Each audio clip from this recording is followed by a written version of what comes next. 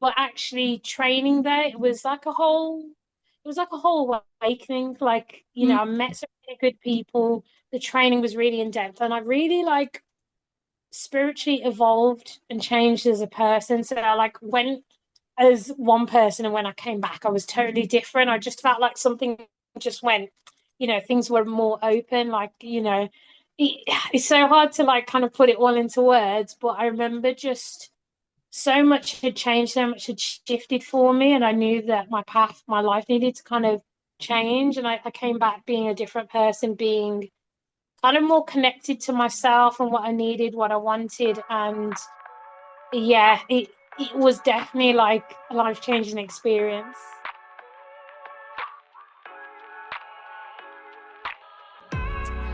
Greetings and welcome to another episode of Naturally You Radio. My name's Leah Sam, I'm the Naturally You coach, and this is a space where we help support Black women to eat for health, think for happiness, and live in harmony, or what I call becoming naturally you.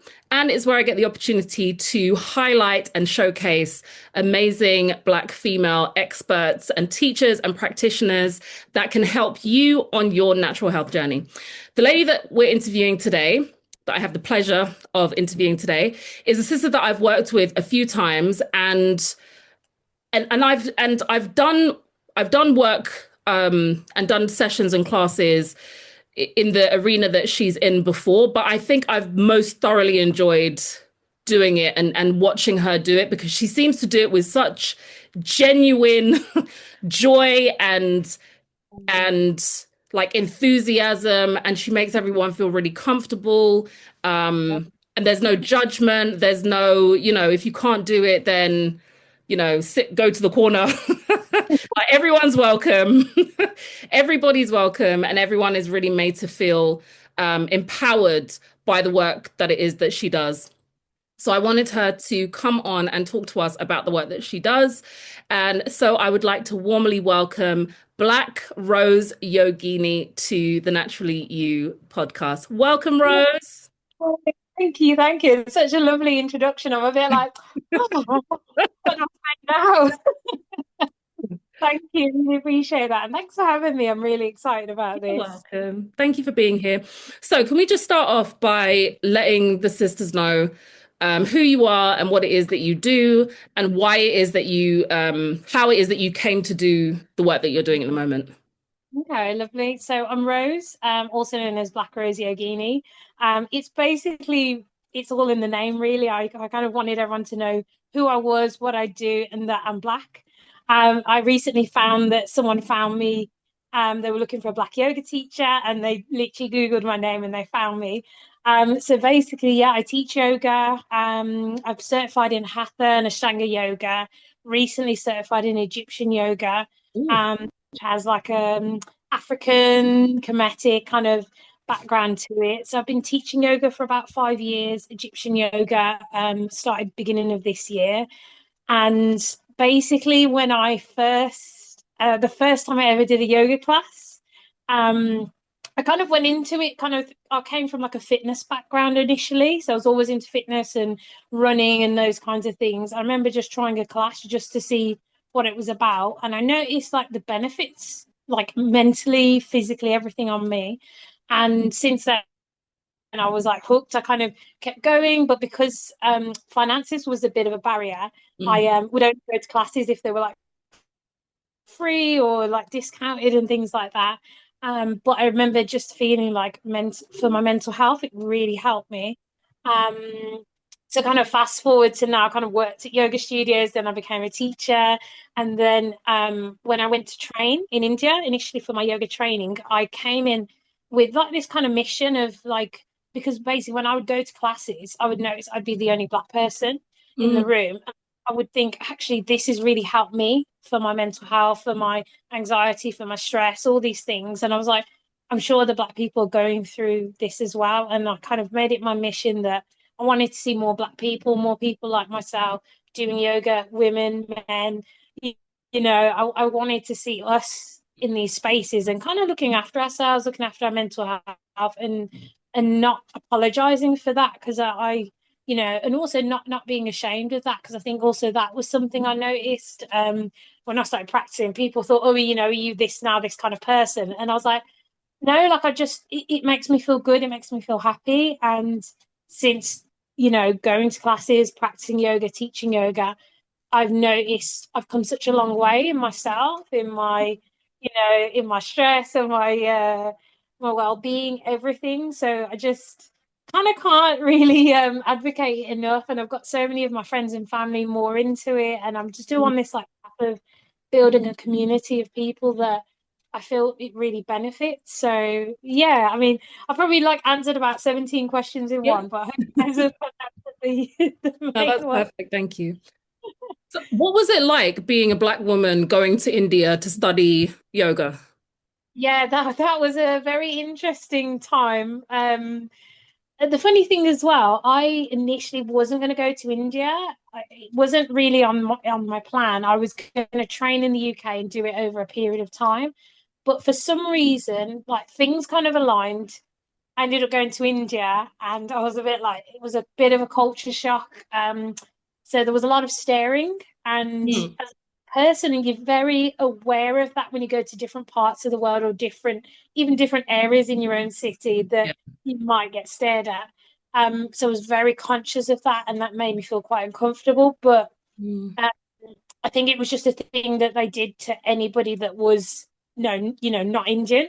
Right. Um, but actually training there, it was like a whole awakening. Like, Mm. I met some really good people. The training was really in depth, and I really like spiritually evolved and changed as a person. So I like went as one person, and when I came back, I was totally different. I just felt like something just went, things were more open. Like, it's so hard to like kind of put it all into words, but I remember just so much had changed, so much had shifted for me, and I knew that my path, my life needed to kind of change. And I came back being a different person, being kind of more connected to myself and what I needed, what I wanted. And yeah, it was definitely like a life-changing experience. I'm glad I did it, and I would do it again.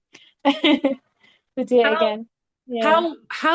how could you explain to someone? Because, well, firstly, as you've pointed out, it's Yeah. not yoga is, even though it is becoming a bit more common in the Black community now, I do know more people who practice yoga who are Black, and more Black yoga practitioners who are Black females as well. But we're on the precipice of it. We're not like, there's not an abundance of Black female Mm. yoga practitioners. So I know it's still something that we maybe don't even feel connected to. I know even from a religious perspective that Mm-hmm. there are, like, I know some of my Christian clients feel very uncomfortable with practicing yoga. However, Yeah. I've been Mm-hmm. to a Christian yoga class, Interesting. unintentionally, but there was a yoga session happening in the local sports center. And when I got in there, she said, "Welcome to the Christian yoga class." Interesting. Yeah. Okay. Can you speak a bit on links or conflicts or anything that you know, for a sister who is Christian who feels like, it could be conflicting in any way? I know what you mean. Yeah. So I do get some people that's kind of their worry. And I've had a friend that is quite a devout Christian, and she's come to my classes. And I think what it is, I think where people see it as is they see it as like a religious thing, or that you're now adopting another religion and that you're now kind of going into another realm. But I think if you are coming into it from a different perspective, so like for an example, for myself, I see yoga as like a practice for my mind and a practice for my body. I Mm, think once you start separating those things, yeah, it can kind of you can kind of see it for what it is. So, when I was doing my training in India, I found the things like the chanting yeah, and things like, because there were um, in kind of Sanskrit, like ancient Indian things like that. I felt like I didn't really want to chant certain things because it didn't feel like part of my culture. So I right. wasn't comfortable with that. So I can understand maybe, some people not might not feel comfortable with, say, the chanting, or Mm, some of the like if you start talking about the spirituality and the kind of the theory behind certain parts of India. So in my classes, it kind of becomes more of a practice where we work on the breath, we Yeah. work with the body and those kinds of things. So for me, you know, because of how what's the word? I think with yoga, there's so many limbs to it. There's 8 limbs, Mm, and postures are some of it, the breath work, the mm, rest, these kinds of things, and the way you live your life. So it just depends what people want to adapt and take from it. So it doesn't mean that if you do yoga, you're now entering in another religion. It's mm, just, you know, you can choose not to do certain things like not to chant, not to etc., not to speak Sanskrit, those things if you feel that it doesn't kind of resonate with your religion. But it is a spiritual practice, and it's more about you connecting to you and your higher self and your community. mm, And I guess, you know, I mean, I'm not, you know, I was born Christian and I was christened, but I can't say that I'm now a Christian. And I think with religion and things like that, it is all about community, it's all about connection. So I think if you can kind of, if people are coming from that background, maybe they can see it in that way, that it's a way to connect with your community and not mm. it's going to take you away from your religion. And I would never want to do that to anyone. So I don't know if that No, kind of perfect. Because I've never understood it enough to, because there's a lot of sisters I know who want the benefits of yoga. And they, you know, Mm, they know people like yourself who have benefited mentally and emotionally. They feel more flexible. They're not achy when they wake up in the morning. They've, you know, they're calmer. They can manage stress better. They're losing weight. But because they feel it's going to conflict with their religion, they feel like they're not able to participate in it. So the explanation you just gave was really helpful because I'm sure it will help some sisters to be able to adapt what it is, because as you've said, you weren't comfortable with some things, you admitted them, but you're still very much on the journey with this and benefiting from it. Thank you for that. So more about yoga. So can you explain to the sisters what those 8 limbs of yoga are and how they, you know, how they each play a role in the wellness benefits of yoga? yeah, no, that's fine. Um, so we have the asanas, which most people know about, the postures. We've got the yamas, and they're like the do's and don'ts. Um, and we've got samadhi, which is where you kind of reach a state of like higher bliss. Sorry, I really have to go into the Okay. archives. In fact, Um, if you could give examples as you're going through, because what is yeah, a posture? yeah. So the postures are basically like how you know things like downward dog, Oh, and things like that. So we call them asanas. So it's just postures. It's just the movements within yoga that oh, come in right. different sequences. How many? Um, Say again. How many postures are there? Oh, Because I swear I saw a poster. Well, I went to Jamaica on I was a speaker at a detox retreat in Jamaica in Negril, and we actually stayed at the yoga center, the Negril Yoga Center, and on the wall there was a poster, and I swear it had like 200 positions in it. yeah. I think there might be about maybe over 300. I don't know the number exactly, actually, Wow. but because you've got things like breath work, the postures, and then you've got other things within it, it kind of, yeah.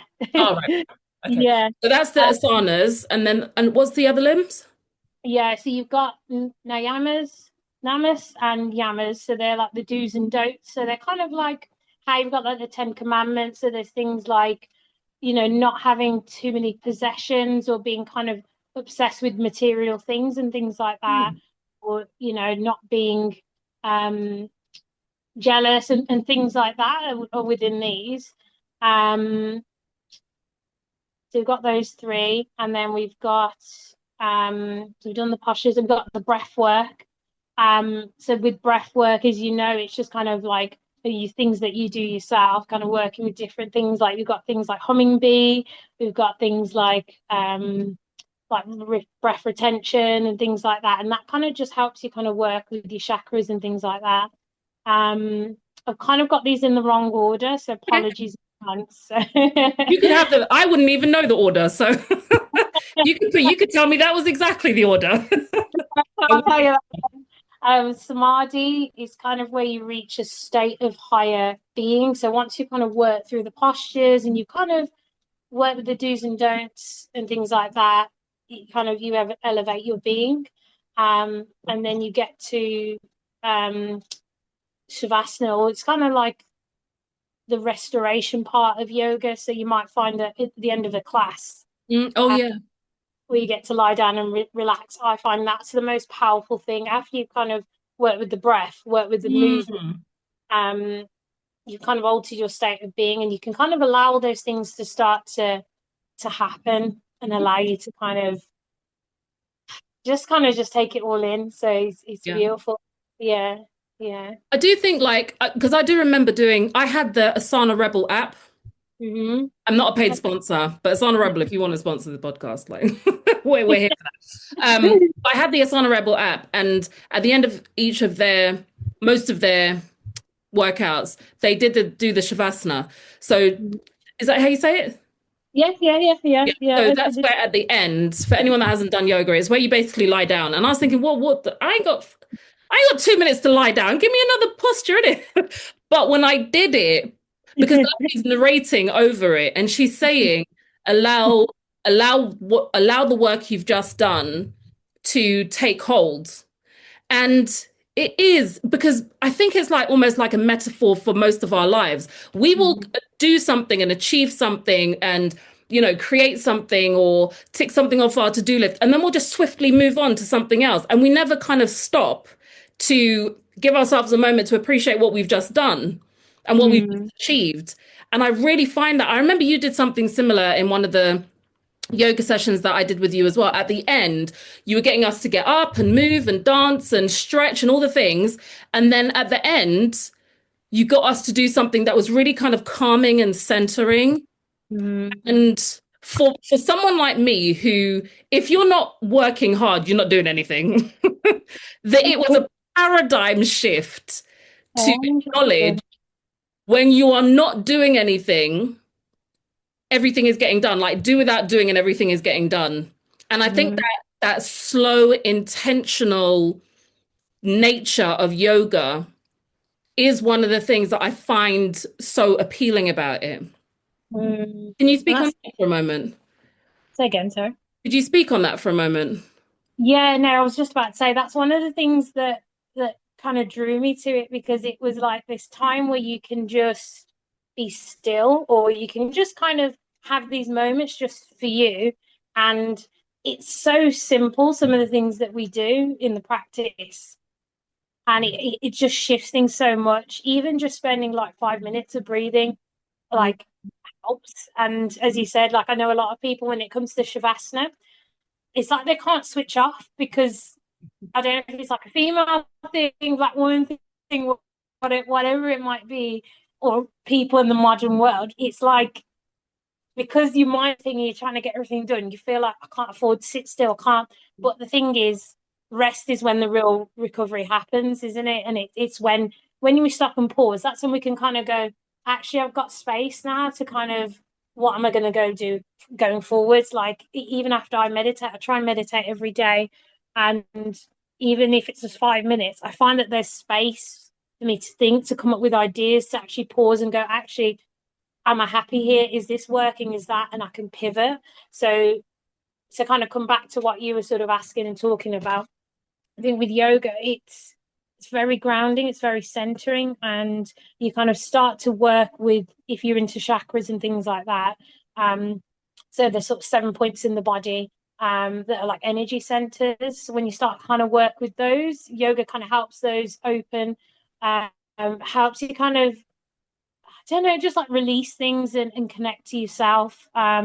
There's just so many benefits to it, even things like releasing tension out of the body. So even like, as I said, like in my classes, I like to work with movement, because for me, dancing is therapy. And, for me, it's still like releasing and working into the body and connecting with the self. So it's just, there's just so many ways we can kind of help ourselves with movement, with breath, with being still, with meditation.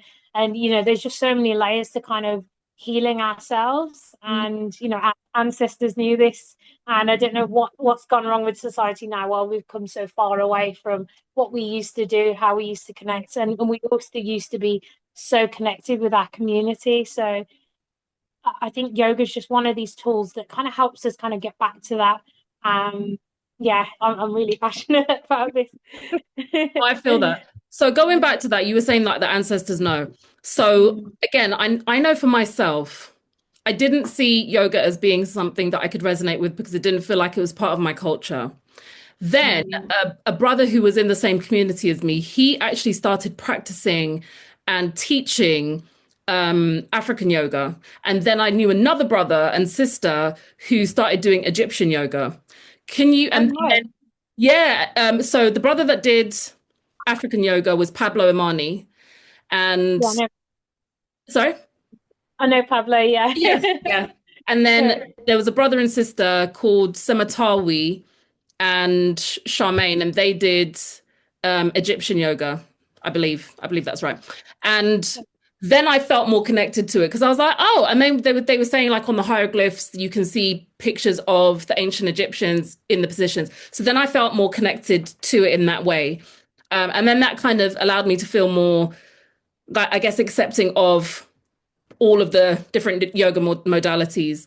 And I mean, to be fair, my grandparent is from Mumbai, so like I've already got a direct link to India and Indian culture. But for the sisters out there who don't necessarily feel as connected or feel like, like me, because it doesn't feel like our thing, Yeah, they don't yeah, feel like they yeah. can participate in it. Can you share with them your experiences with the difference between Mm, African yoga and, I guess I don't want to say traditional, but Eastern yoga, for the exactly. sisters that have that same concern as me? Yeah, no, 100%. Because, yeah, when I first, trained in yoga, I went to India. I got told, India's the birthplace of yoga. I went to Rishikesh, where that was the actual place of yoga. And then when I did my Egyptian yoga training, um, they kind of go into they went deep into the history of yoga from ancient Egypt, which was at Kemet. Mm. And so we know Egyptians predate ancient India, and the hieroglyphics that they looked at showed the postures, showed that they were actually doing yoga like thousands of years before it was kind of came to India. And so it kind of took me a while to get my head around it, because you kind of get told, India, yoga, Africa, you know, Something else. Pyramids. Yeah. yeah, yeah. So, so it took me a while to, I mean, still in my mind, it's still like, okay, yeah, that's so interesting that they looked at the postures, they kind of reconstructed it and worked out this was yoga. Um and what I found as well, working with the Egyptian yoga that I practice, the system that I teach is called Tef Sima Pal Netaru, Mm. and it basically means walking in the company of gods and goddesses. So Oh. each of the postures are like gods and goddesses, and what's the word, like deities and things like that Mm. of that time. So when you're doing each posture, you're embodying these like kind of godlike beings, Mm. and it's very spiritual practice. It's very much about moving in this sort of flow and moving with the breath. It's really beautiful, and I connected with it almost instantly, actually. And Mm. it's, I mean, I could talk about it, but I feel like it's something that people need to experience. Yeah. And um, there is kind of different systems of this African Egyptian yoga, and the system that I trained with was with a man called Netta Unk. He's an American guy. He did the training in Jamaica, and that was Ooh. just, again, like another amazing experience. Yeah. But everybody that was on the course was black, and Mm. training, I kind of said to him, because it was very Afro-centered, very, especially with the history and everything like that. And that's why I connected with it so much. I was like, I've been looking for something like this for so Mm. long. And I kind of said to him, like, I want to teach this, and obviously I want to empower my community, but is this only for Black people? Yeah. And he was very honest. He said, you know what, this is because of the origins, because of um, you know, the history and everything like that. It is kind of centered for us and it is to help elevate us and our community. But he said if other people want to come and practice it, who are we to stop people? It is Mm. kind of like, you know, say yoga that we understood that was birthed from India. It was initially for kind of young boys that used to practice, like Indian boys, like preteens that used Oh, to practice yoga, and then it kind of grew and grew that now, worldwide we're practicing it everywhere.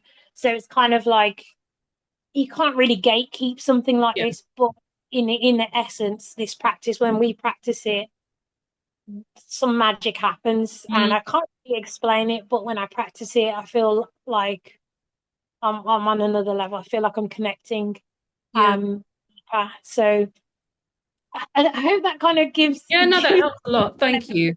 Yeah, no, yeah. you explained that perfectly. Thank you. Um, Yeah. how how do you feel specifically that yoga can help Black women on their health journey, on, on all the levels of their health journey? Yeah. I would say, like, I feel like as Black women, I think we're kind of everybody's support mechanism. We're kind of the people that try and do everything. We try and put on a brave face. We can't try and keep strong. And sometimes we just need something or someone or whatever it might be to kind of feel like we matter, that we're humans and those kinds of things. Um, so I feel like with yoga, um, for us, it's a time and a space that's sacred for us. Mm, And, it's got so many benefits in terms of, for your mental well-being. It allows you to really slow down, work with your breath. Sometimes we're working in this kind of very stressed, overthinking kind of mentality. When we start to work with the breath and work with the body, we're starting to activate the parasympathetic system. So it allows us to kind of rest and digest, to kind of, calm down and be still. So that's one thing. Our mental health, reducing stress levels. Yoga is really good for stretching the body, toning the body, all of those things, and especially like working with elements, strengthening parts of the body. But I think the biggest thing is really mental health, like, and that's the thing that hooked me. I didn't consider myself someone that had like major mental health issues, but in the past, and even still now, I was kind of dealing with a lot of anxiety, even periods of depression. mm, And it kind of took me a while to realize that was happening because I wouldn't talk about it. I didn't yeah. speak to people about it, and I was really ashamed. And Mm, it wasn't until, sometimes you watch a show and it's really silly. You watch a show and they kind of show you certain things that are going on. You think, oh my God, that's me. And you're like, I didn't yeah. know what that was. And it's quite sad that, I kind of had to watch a show to kind of realize, I'm going through this. So for me, and hopefully for other Black women, if you are kind of dealing with your mental health or stress or whatever it might be, you feel like you can't really speak about it. I think going to a class, going to yoga, speaking to other people, moving your body, connecting with yourself, having time to rest, having time to pause, meditate, all of those things are so beneficial. And what better thing to do with the community? And as well, what I feel, especially when I was in Jamaica, kind of practicing this yoga with my community in the sunshine and also in my family's homeland. Like my Oh, background is Jamaican, my yeah. grandparents were born there. It was just such a like elevating experience, and we were eating like raw live food and things like that. And it was just, I think, when you just filling the body up with all that goodness, it's like, how can you not be recharged? How can you not be Yeah. happy? So I think in a long answer, basically it heals everything. Yeah, yeah, yeah. Think like what you were saying, even when you were saying about the different limbs of yoga and, doing yoga and eating food and being around Black people, it's like there's an analogy about someone being given a bunch of flowers. So a lady's given a bunch of flowers, and then she's like, oh, that's so beautiful. I haven't been given a bunch of flowers. And then she's like, I need a vase to put it in. And then she goes and looks for a vase, and she's like, her only vase is dirty. So she washes the vase and she puts the flowers in the vase, and she's like, where shall I put it? And then she's like, there's nowhere in this house that's not like tidy. And she's like, okay, let me put it on this table, but I got to tidy the table first. So having that one positive thing come into her life meant that she started looking at and assessing all the other things that were in her life, from the vase to her room, clearing the table and then clearing the whole room, everything to match the new, beautiful thing that's come into her life. And I feel that that's one of the things that yoga can do. It can be that kind of gateway to us looking at everything else. And like you said, a lot of us don't ever give ourselves time enough to slow down to even think or ascertain what is going on in our lives and how we can improve it. So before we go, could you give us like a demonstration of something that we can do? Because I do like to keep these podcast practical so that sisters actually have something to go away with. And I know you're not shy to move around a bit. So, and for people that are listening to this audio version, I'll ask Rose if you can kind of explain the movements. If you're watching it, you can see Rose do it. But for everyone that's listening, either you can come to YouTube and watch this bit on YouTube or on my website. But Rose is going to talk you through just a simple exercise that sisters can do like on a daily basis to help them kind of start their yoga journey. That would be awesome. Okay, no, that's fine. Thank I'm going to you. stand up Yeah. and let me just get and move to a space where you can see me properly. Actually, and I really liked your vase analogy. I was going to say it's really nice. I was like, interesting, because like even seeing like a flower, it can make you feel so much better. Yeah. Okay. See. Right. Hopefully you can see me just on Yeah, my yeah. shoe. Hey. This is actually an Egyptian yoga pose, and this one is from the goddess Aset, and it's called Aset's Embrace. She's known as the Divine Mother, and she offers and provides unconditional love. So it's a really simple pose. I'm going to stand back for the people that can see. I don't know if you can see my legs. I've got shorts on, so don't worry. Oops, hold on. Right. Sorry, I'm in technology. That's all right. Thank you. Here we go. So all I'm doing is I'm going to bring my feet together. I'm just going to stand nice and tall. And we're going to just roll the shoulders back as we inhale. Face the palms forward, bring the arms 45 degrees. I'm hoping you can see all of me. Am I sort of in shot there? Yeah, yeah. So you're going to inhale. On the exhale, just wrap the hands around opposite shoulders.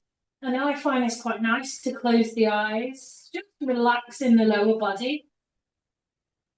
And you're just kind of breathing here, nice and natural. So even if you just do this for maybe a minute or so, a few breaths, whatever you need, I find this posture a really nice one to come to. If you're just having one of those days or you're feeling a bit low, or you just need that little bit of self-care. There we go. And then when you're ready, you can open the eyes, bring the arms down to the sides. Take an inhale. Exhale, bring the palms close to the body and just relax. So it's just a nice, simple one. You. Yeah. That's okay. That's okay.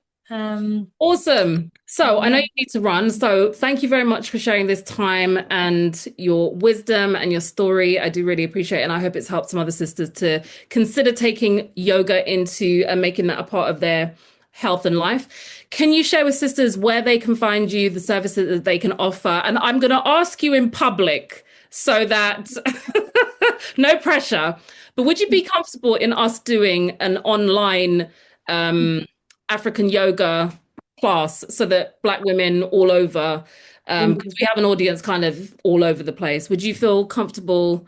Can we have a chat about that? Yeah, I'd love that. I'd love that. And it's one of the things I want to build, like an online community. So I'm here for it. I love working with you. So thank you. I love working with you. But how can sisters find you, sis? Oh yeah, sorry. So I'm on Instagram, TikTok, and Facebook. I'm known as Black Rose Yogini. I have an email. It's like blackroseyogini@hotmail.com if you want to email me. I've got like a little WhatsApp group. If you want to join that, just drop me a message on any of those mediums and I'll add you. Um, and yeah, I do Egyptian yoga on Tuesdays in Erdington in Birmingham, and it's also available online. But definitely want to be doing something with Leah as well online. And I also teach at Hot Pod Yoga and Yoga Born as well. If you ever pop in, I'll be around. So yeah. Can you, just before we absolutely wrap up, um, can you just share like a message that you want to leave our sisters with regarding, everything that we've spoken about and their health and wellness and self-care journey? Yeah, I love that. So I would say that you're worthy. You're worthy of your time. You're worthy of self-care and you're worthy of self-love. And there's always time, even if you've got 1 minute. Yeah. Please make that time and space because 1 minute can be the difference from a bad day getting worse or a bad day going good. Oh, Yeah. perfect. Thank you so much, sis. I really appreciate your time. Thank you, everyone who has tuned in today, whether you're watching us on YouTube or on my site, thenaturallyyoucoach.com, or whether you are listening on any of the podcast platforms. I look forward to seeing you in our next episode of Naturally You Radio. And again, you can find us at thenaturallyyoucoach.com and most social networks at Naturally You Coach. I look forward to seeing you all again soon. Take care and stay healthy.